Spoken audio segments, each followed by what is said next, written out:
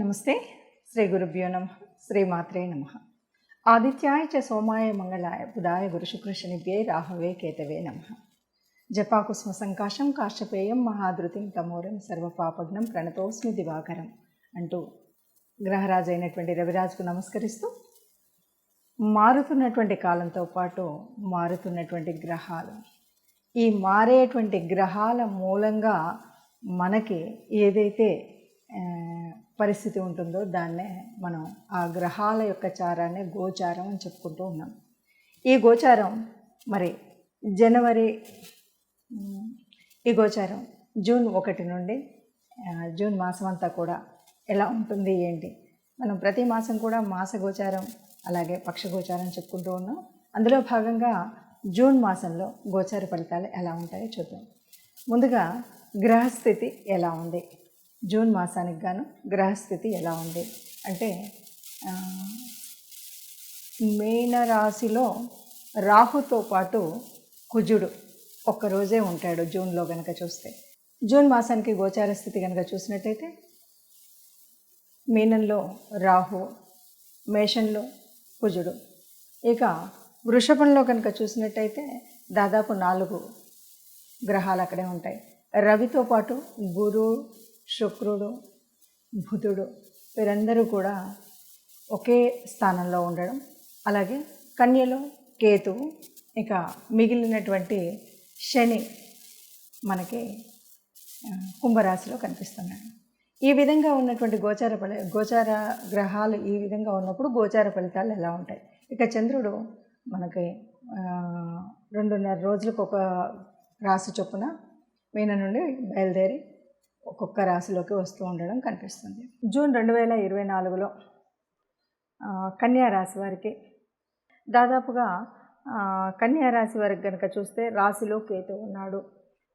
తర్వాత షష్టమంలో శని, సప్తమంలో రాహు, అష్టమంలో కుజుడు, నవమంలో 4 గ్రహాలు ఉన్నాయి. రవి, గురువు, బుధుడు, శుక్రుడు. ఇలా ఉన్నటువంటి పరిస్థితుల్లో మరి తనుభావంలో అంటే రాశిలోనే కేతు ఉన్నప్పుడు కొద్దిగా ఆలోచన విధానం అంతా కూడా వైరాగ్య పరిస్థితి ఇలా అనిపిస్తూ ఉంటుంది. ఎట్లా అంటే అంతా కూడా దేవుడి చింతన ఇలా ఉండడం, లేకపోతే ఎంత సంపాదిస్తే ఏముందిలే ఇలాంటి భావన అయితే ఇది ఈ ఒక్కరోజు కాదు, ఇంకొక 10 నెలల వరకు కూడా ఈ రాశి వారికి ముఖ్యంగా తనుభావంలో కేతు ఉండడం వల్ల జరిగేటువంటి పరిస్థితి. ఇక 6వ స్థానంలో మరి శని ఉన్నాడు అంటే కొద్దిగా మనం ఏదంటే జబ్బులు ఇలాంటి విషయాల్లో జాగ్రత్తగా ఉండాలి. సప్తమంలో రాహు ఉన్నప్పుడు మనకు కుటుంబ వ్యవస్థలో కుటుంబంలో అంటే భార్యతో కానీ వ్యాపారం చేసేటువంటి అంటే పార్ట్నర్షిప్ వ్యాపారం చేసేటువంటి వాళ్ళకి కానీ కొద్దిగా ఆచితూచి జాగ్రత్తగా ఉండాలి. అష్టమంలో ఉన్నటువంటి కుజుడు ఉన్నాడు కాబట్టి అనారోగ్యాలు రాకుండా, ఎక్కడైనా దెబ్బలు తగిలించుకోకుండా ఇలాంటి విషయాల్లో జాగ్రత్తగా ఉండాలి.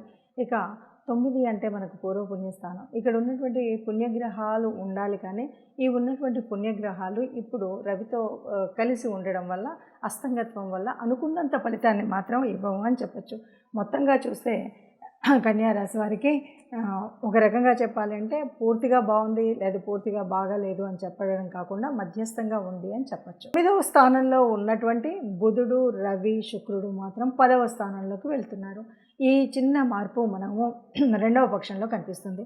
మరి మొదటి స్థానంలో ఉన్న కేతు మూలంగా మనకు కొంత వైరాగ్యం రావడం, 6వ స్థానంలో ఉన్నటువంటి శని మూలంగా కొంత మనకి అనారోగ్యం, 7వ స్థానంలో ఉన్నటువంటి వలన పార్ట్నర్షిప్, అది సమాజంతో కానీ ఎవరితో కానీ మనం సరిగ్గా ఉండాలి, లేదంటే చిన్నగా గొడవలు పెట్టుకోవడము, లేకపోతే ఏదో ఒక మాట పట్టింపు రావడం అనేటువంటిది కనుక జరుగుతుంది. కాబట్టి ప్రయాణాలు చేసేటప్పుడు జాగ్రత్తగా ఉండడం ఇవన్నీ చేయాలి.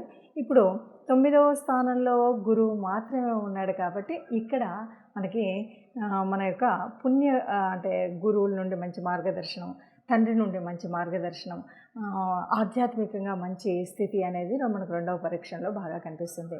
ఇక 10లో ఉన్నటువంటి 3 గ్రహాల మూలంగా ఉద్యోగ స్థానంలో వాటిలో మనం ఎంత కష్టపడితే అంత ఉంటుంది. సడన్ మన ఉద్యోగాలు మార్చడం ఇలాంటివి ఏవి చేయకూడదు.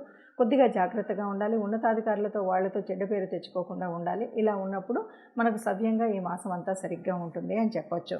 ఇక్కడ మనకు కనుక 10వ స్థానంలో రవి ఉండడం వల్ల ఈ మాసంలో అంటే మొత్తం మాసాన్ని కనుక తీసుకున్నట్టయితే ప్రభుత్వం నుండి కొన్ని ప్రత్యేకమైనటువంటి పురస్కారాలు అనేటువంటివి లభించడం, అంటే కొన్ని మెప్పులు లభించడం అనేటువంటిది కనిపిస్తాయి. కానీ తండ్రితో వాదనలో లేదా వివాదాలు ఇలాంటివి మాత్రం తెచ్చుకోకూడదు. ముఖ్యంగా తండ్రితో కానీ గురువులతో కానీ వివాదాలు ఇలాంటివి తెచ్చుకోకూడదు. చక్కగా వాళ్ళు ఏదైనా గబుక్కుని ఒక మాట అన్నా కూడా కొంచెం వినయం ప్రదర్శించడం అనేటువంటిది మంచిది.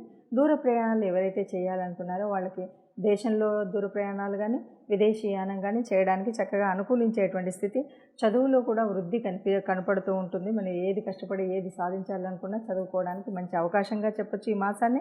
ఆధ్యాత్మిక విషయంలో దాదాపుగా అంటే ఇంకా రెండో పక్షంలో అయితే బాగాను మునిగి తేలుతారనమాట. ఎందుకంటే రాశిలో ఉన్నటువంటి కేతువు మూలంగా కానీ తర్వాత రెండో పక్షంలో వచ్చేటువంటి 9లో ఉన్నటువంటి గురువు మూలంగా కానీ చక్కగా దాన ధర్మాలతో మునిగి ఉండి ఆధ్యాత్మిక కార్యక్రమాలు అనేకం చేయడం, గుడి గోపురాలలో ఉండడం ఇలాంటివన్నీ చేస్తూ ఉంటారు.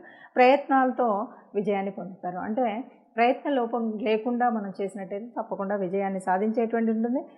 గృహానికి సంబంధించినంత వరకు విషయాలు, గృహంలో సంబంధించే విషయాలు ఏవైనా సరే, కుటుంబంతో కానీ ఇంటికి సంబంధించిన రిపేర్స్ కానీ, ఇంట్లో తేవాల్సినటువంటి వస్తువులు కానీ, ఇంట్లో ఉండేటువంటి ఆనందకరమైనటువంటి పరిస్థితులు కానీ ఈ విషయాలన్నింటిలో కూడా అనుకూలిస్తుందని చెప్పొచ్చు.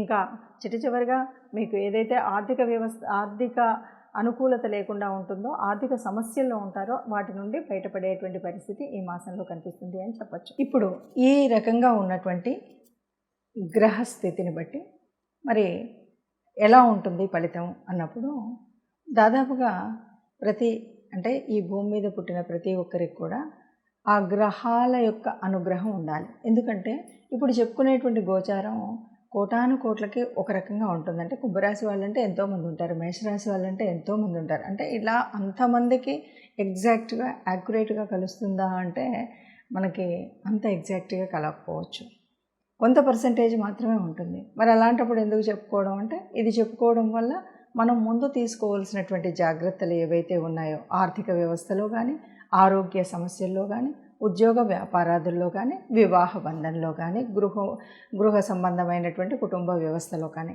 వాటి కోసం మనం ముందు చెప్పుకుంటూ ఉంటాం.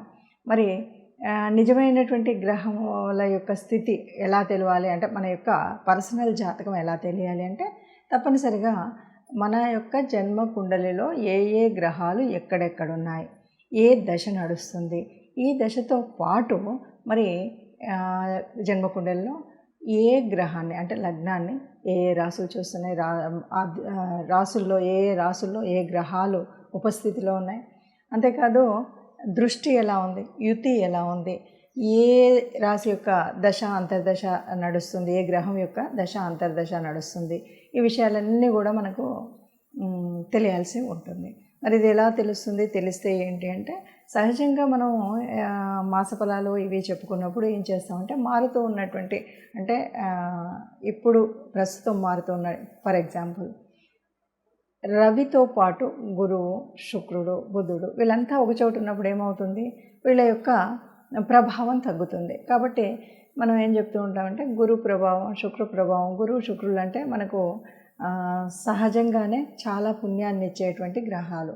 అలాంటి గ్రహాలు అస్తంగత్వంలోకి వెళ్ళినప్పుడు కొంత అనుకున్నటువంటి మనకు అశుభ ఫలితాలు రావు, అశుభ గ్రహాల మూలంగా వచ్చేటువంటి ఫలితాలు రావు. కాబట్టి మనం ఏం చేయాలి అన్నది మనం చెప్తూ ఉంటాం. అందుకను జన్మజాతకం, జన్మకుండలి ఉండి జాతకంలో ఉంటే చూసుకుంటే అది ఒక విధానం.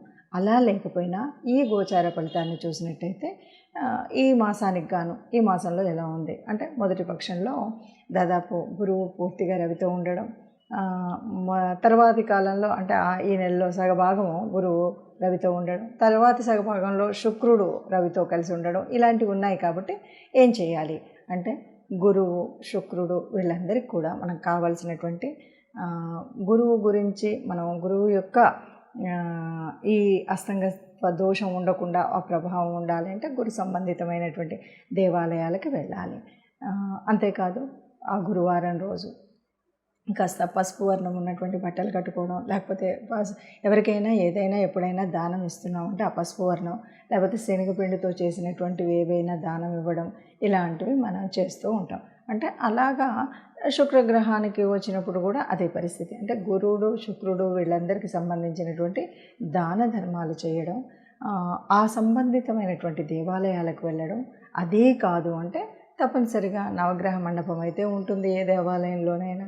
నవగ్రహ మండపానికి వెళ్ళి మనం నవగ్రహాలకి ప్రదక్షిణ చేయడం, దీపం వెలిగించడం, ఇవి మీకు వీలైనప్పుడు తోచినప్పుడు ఈ మాసం అంతా ఉంటుంది కాబట్టి మీరు గురు శుక్ర గ్రహాలు సరిగ్గా లేవు కాబట్టి గురువారం శుక్రవారం నాకు ఇలా వీలవ్వట్లేదు అంటే మనం మొదట్లోనే ఏ కోశాలకన్నా వెళ్ళి గోగ్రాసం కోసం వారికి కాస్త డబ్బులు ఇవ్వడం ఇలాంటివి ఏదైనా చేయొచ్చు.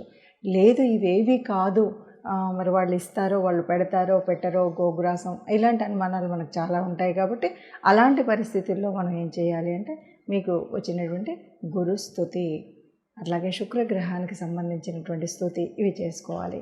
అట్లాగే మరి శని ఉన్నటువంటి ప్రదేశం, శని యొక్క దృష్టి ఇవన్నీ కూడా ఈ మాసంలో మనకు తగులుతున్నటువంటి గ్రహాలు ఈ రాశులు ఏవైతే ఉన్నాయో అర్ధాష్టమ శని ఫర్ ఎగ్జాంపుల్ వృశ్చిక రాశి అర్ధాష్టమ శని ఉంది. ఏం చేయాలి? శనికి సంబంధించినంత వరకు మనం అభిషేకానికి శివాలయానికి వెళ్ళి అభిషేకం చేసుకోవడం, లేకపోతే శని స్తుతి చదువుకోవడం ఇలాంటివి చేసినట్టయితే మనకు ఉన్నటువంటి ఈ మాసం అంతా కూడా ఉన్నటువంటి గ్రహ దోషాల వల్ల లేకపోతే సరి అయిన స్థలంలో గ్రహాలు లేకపోవడం వల్ల ఉండేటువంటి ప్రభావం ఏదైతే అది తగ్గుతుంది. దానికోసం మనం ఈ చిన్న చిన్న పరిహారాలు చేసుకుంటే సరిపోతుంది. అందరూ సుఖంగా ఉండాలని అందులో మనం కూడా ఉండాలని భావిస్తూ సర్వే జన సుఖినో భవంతు.